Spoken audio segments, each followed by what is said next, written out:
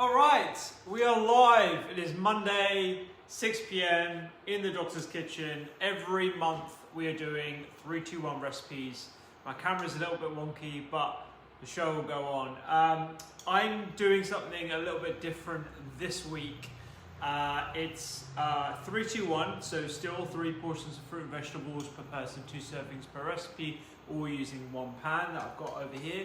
But I'm doing a 5-ingredient addition to that as well. So in addition to this being all in 1 pan and having 3 portions of your fruit and vegetables today, I'm only using a selection of 5 ingredients. So it cannot be simpler. I'm borrowing a technique from our boy Jamie, who is the pioneer, I guess, of 5-ingredient cooking, but applying that to 3-2-1. So not only is this super simple, all using 1 pan, it looks after your health effortlessly, as you'll find out if you read the book. Regardless if you get the book or not, just remember the 3-2-1 method. All right, so we'll do a quick whip around the ingredients.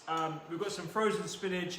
I love using frozen spinach because not only do frozen foods hold a lot of the nutritional value, but you actually get a lot more here as well. So the spinach has been wilted and then compacted down, and you get so much more spinach. If you've ever used a big bag of spinach and put it into a pan, it kind of wilts down to nothing. Well, you get tons of that in a big bag of frozen spinach for like literally a fraction of the price. So always look for frozen spinach. It's a very good time hack. Can of chopped tomatoes, whole tomatoes, nothing added. Some beans. You could use chickpeas like I put in the method. White beans, I'm just using some butter beans that I've drained and rinsed in the can. Harissa, so I've got Harissa Spice mix here.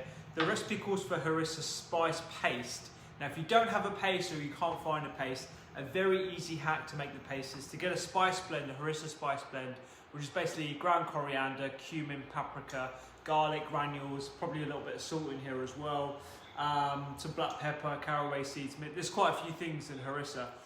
A couple of teaspoons of that, grated garlic, 2 to 3 cloves, olive oil, and a teaspoon of tomato puree, and mix that together, and that's exactly what I've got here.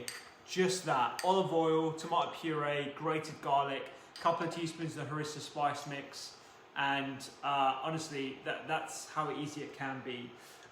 2 eggs, but you don't need to use the eggs if you want to make it completely plant-based, but it is a really good source of those B vitamins, vitamin D, and protein obviously as well, and good quality fats.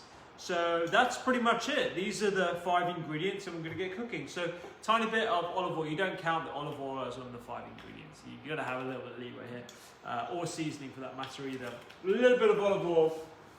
We're going to fry off the paste for a minute or so, just to take the sting out of it, particularly as I've got garlic in here. And if you've got a garlicky paste, you'll also realise that too.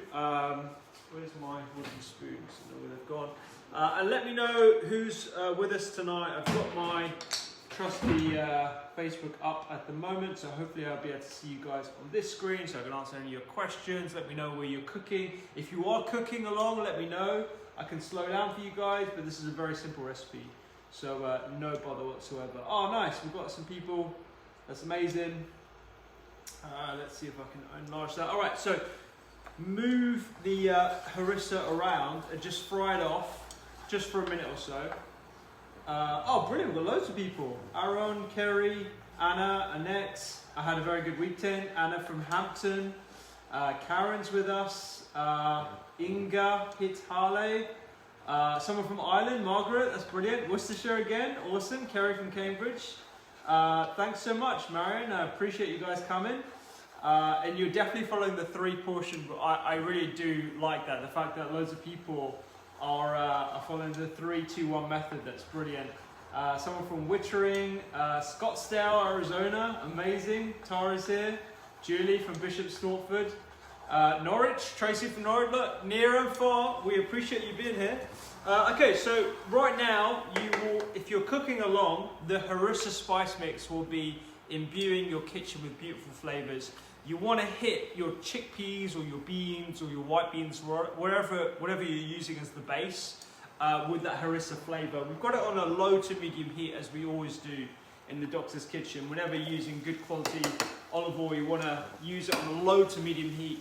And if you're interested in a podcast all to do with oils, but particularly olive oil, that is coming up soon on the Doctor's Kitchen podcast, where we literally witter on for an hour and a half about olive oil and how it is a fantastic oil and you can use it for cooking.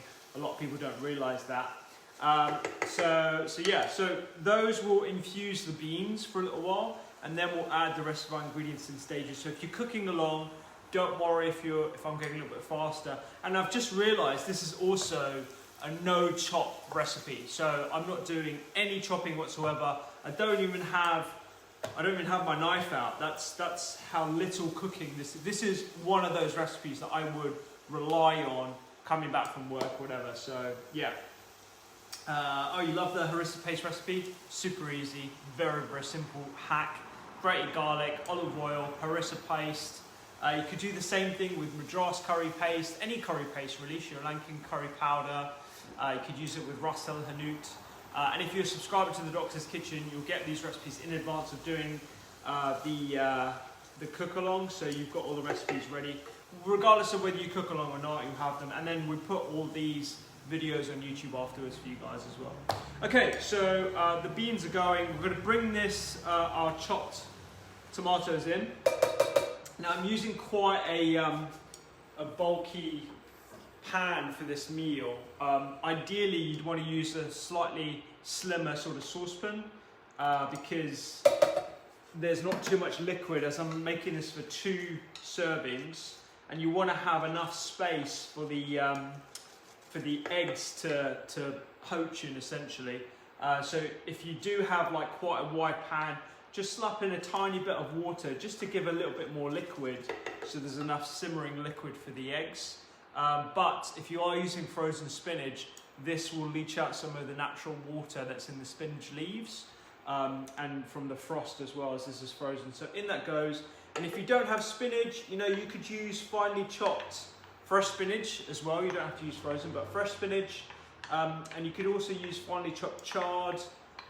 Kale would be a little bit too woody, but it would still work. But you might need to cook it for slightly longer, as it just requires a bit more sort of cooking time compared to spinach. I'm just going to crush down some of the spinach crystals as it is straight out of the freezer, and I'm going to put the lid on just to expedite the simmering time, because this is a live cook and nobody wants to watch frozen spinach defrost in the pan. So yeah, tiny bit of black pepper, and in we go on with the lid. Turn that up, get that to a simmer, and then we can crack the eggs, and I'll show you a little technique I use for cracking eggs. Super simple, just 2 eggs going in this one. I'll try and answer the recipe. Oh, Fred's here from Northern Ontario. Brilliant. That's amazing that so many people come in from so far away every week as well. I'm super impressed, and thank you so much. It's very much appreciated. Wow, there's loads of comments today. Who's yours? Oh, who's yours? So Sandra, I didn't realise you're from Indiana. So one of my best friends went to Indiana University in Bloomington. So I know all about the Hoosiers. The Hoosiers are a basketball team, and everyone's super passionate about the Hoosiers. That's amazing. I was actually in Indianapolis a couple of years ago watching a very good friend of mine get married, and he actually lives in Indiana as well. So shout out to Tyler King, and Katie, his wife as well. It's so nice. Oh, Erica's from South Africa, brilliant. Cornwall.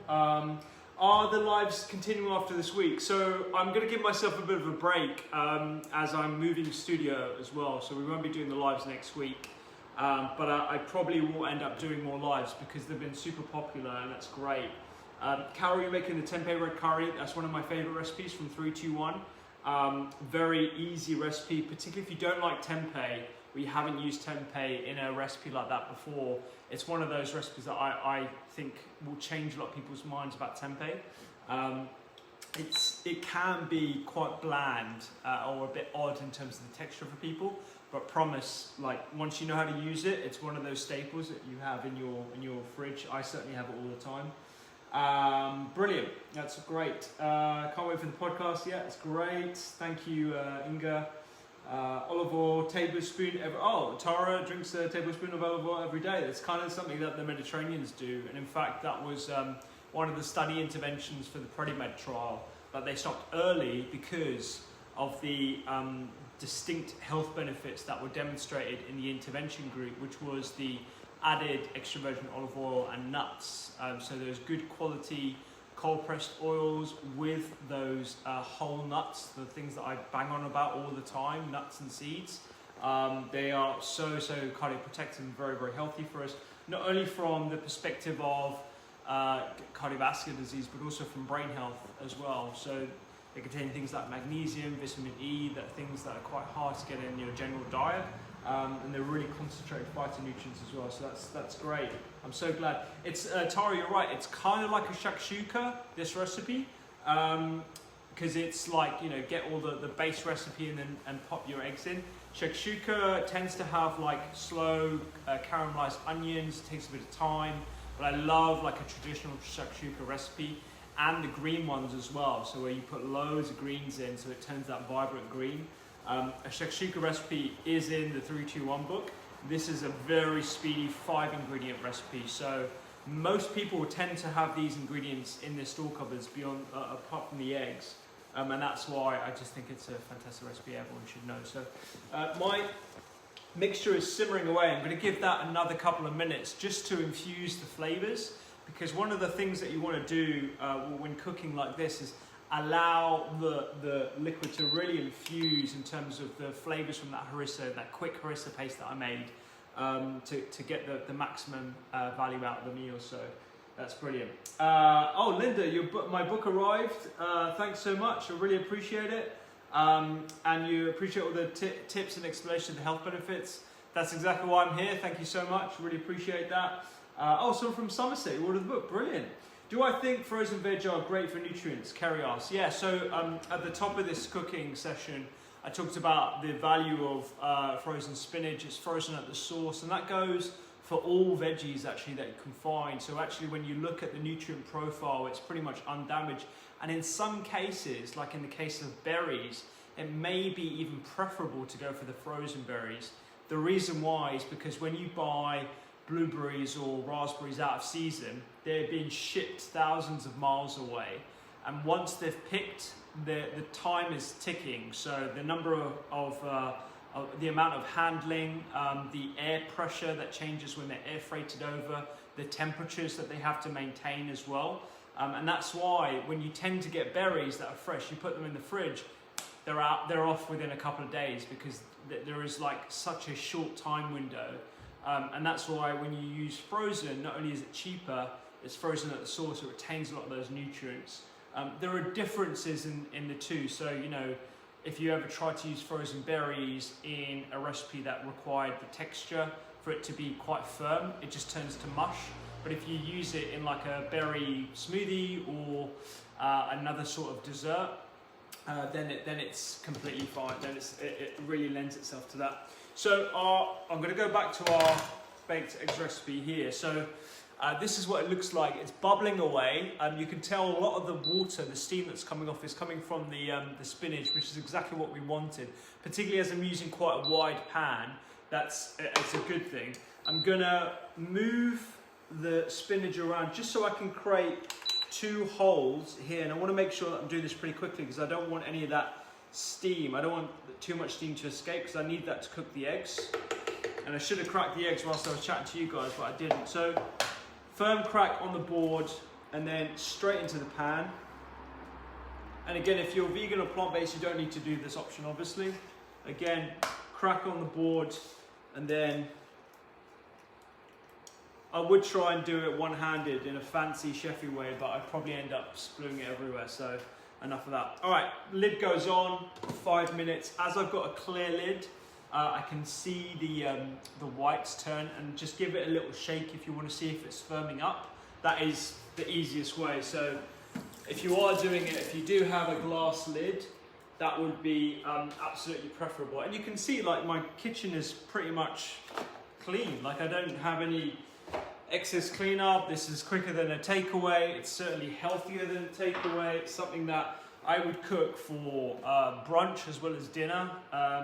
It's a very versatile dinner. And actually tomorrow we are doing a breakfast recipe. So it won't be for dinner, it'll be for Wednesday morning the next day. So if you want to cook along, it's a really good recipe for kids as well. So if you wanted to, do something for kids, it's definitely one of the things. Thank you so much for that question, Kerry. I hope I answered that. This is going to the lunch menu this week. For email, yeah, absolutely. This is definitely the last week of lives, but I will be doing more lives later on. Thanks so much. Thanks, Tracy.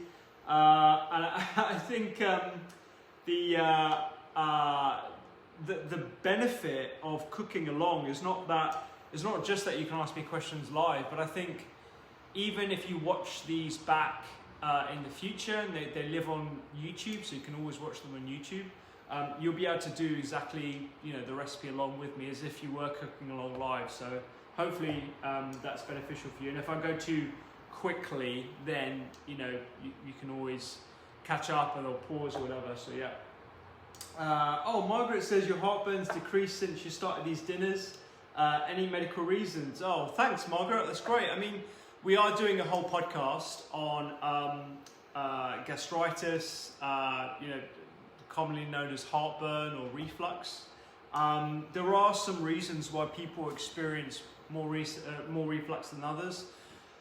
It varies from person to person. So some people it's a lot of sugar. Some people there's an irritant in the foods that they consume that can be additives to the food, but it can also be like an issue with the type of food. Spicy food is very common.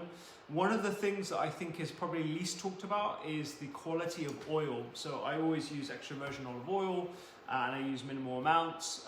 Sometimes, if you have too many fats in your diet, that can trigger it as well. But there are a whole host of other reasons. Another thing is stress and eating too late. It's kind of one of the reasons why I want to do these cook-alongs at this time, because I realised I turned my pan down, sorry. One of the reasons why I do this quite early is because I want to cook early, eat early, and give myself a good sort of space of time before going to bed. Whole bunch of reasons, and I'm really glad you shared that, because there are lots of things in whole foods that can actually benefit people with gastritis as well, or general heartburn. If you do have persistent symptoms though, I would definitely see your GP and try dietary changes before you start medication, and if it persists then you'll need further investigation. But thank you very much for sharing that, really appreciate it. Rosie, yeah, I'll be back with more live cooking at some point. Inga asked what tempeh is. Very good question. So tempeh is like a fermented soybean product. It's different to tofu in that it's a lot more robust. It does have prebiotic benefits, so it's quite fibrous. It's a fantastic, very amino acid rich ingredient. In fact, I believe it contains all 9 essential amino acids. So it's a very, very good protein source as well as fiber source, and one of my favorite plant-based proteins. So yeah, thanks for the question, very good question. Let's see, other lives up, no, they're not happening next week, sorry about that, I will try. Oh, Fred, you're getting the book, but it's not coming until the 2nd of March. Yeah, it's because it's Canada, but at least you're getting the book. Thank you so much, and tell all your Canadian friends. I'd love that. Valerie did the Cajun crab stew. So the Cajun crab stew is in the book 321. There is a vegetarian version if you don't want to use crab, but that is definitely one of the most crowd-pleasing recipes. It's banging for the flavor. You've got that Creole sort of Cajun cuisine going through it, and it's definitely one of the easiest recipes. I mean, all the recipes are easy because I only use one pan, but definitely one of the easiest. George asks, is the 321 book mostly plant and veggie orientated? Absolutely. So one of my health principles is plant focused. 90% of the recipes I would say in the book are plant-based, with lots of plant-based alternatives for the non-veg, and it's certainly the way that I recommend people think about eating, because those who are more plant-based or have a whole food plant-based diet are less likely to experience disease, so you massively reduce your risk. And looking at observational studies, they certainly appear to have longer, healthier lives as well. So, all right, I looked at my eggs just in time. So when I'm shaking it, the whites are still firm, but we still want a little bit of softness in the egg yolks, and they are perfectly cooked. I'm super happy with that. Hopefully you can see exactly what they look like here. and if I prod the yolk, they give to the touch, and that is exactly what we want. It should have been about 5 minutes or so, but if it takes a little bit longer, it takes a little bit longer. If it takes a little bit shorter, a little bit shorter. But yeah, that is it. In literally, how long have I been cooking? Less than 20 minutes. I've broken my own record. Less than 20 minutes, we have a delicious 3-2-1 5-ingredient meal. You have beans, spinach and tomatoes as your 3 of your 5 a day, 3 portions of veggies. You also have the eggs, which are great nutrient source and good quality fats. If you wanted to add something extra to this in terms of like a little bit of flair, what I would do is use either some paprika or a little bit of your Harissa Spice mix and just dust a little bit on top. And a lot of people ask, you know, if I would eat this with anything or if it needs anything extra. I don't think it does, but if you did want to make it stretch a little bit further, you could use something like a sourdough or a whole grain bread, just lightly toasted and brushed with a little bit of garlic. That's all I would do, but a little drizzle of olive oil is all you need to make this completely complete. And that is it. That is a 3-2-1 meal in less than 20 minutes using only 5 ingredients. That's how easy it can be to cook every single day and look after your health. Thank you so much. Really appreciate it. I'm going to try and... Oh, Angela, your book's still at Waterstones. I'm so sorry. I'm so sorry. I can't believe Waterstones has still got that there. I'm sure they'll sort you out. Gwendolyn, and Gwendolyn's in France as well. Your book arrived. That's amazing news. I'm so glad. And your daughter as well, who loves the nutmeg pick. That's great. Somebody would like to see me make the Punjabi chole, the authentic one, on a live. I'd love to do that actually, Tara. That's a great suggestion. I'll try and do. So chole is like a Punjabi chickpea. So I love that. I really like that. And oh, brilliant! Eating organically in the Midwest is super expensive. I'm actually doing a podcast with a good friend of mine who's from Indiana. His name is Drew Ramsey. He's a psychiatrist. He's written a fantastic book called Eat to Beat Depression. He's one of the forefront figures of nutritional psychiatry in the US. We've already done a podcast, but we're going to be doing another one to talk about his new work and the state of psychiatry in the US, particularly post 2020. So yeah, that's great. Oh, Sharon's watching from New Zealand. That's brilliant. And yeah. And you've been listening to my podcast in your daily runs. That's fantastic. Guys, there's so many comments. I can't actually respond to them all, but thank you so much for joining me tonight. It's been such a pleasure to do these lives, and I've got 3 more. On Tuesday tomorrow, we're doing an overnight oats recipe. Very simple. If you've got kids, this is definitely one for them to join in. If you're subscribing to the newsletter, then you'll get the recipes in advance. I'll be posting it on Instagram and socials tomorrow anyway.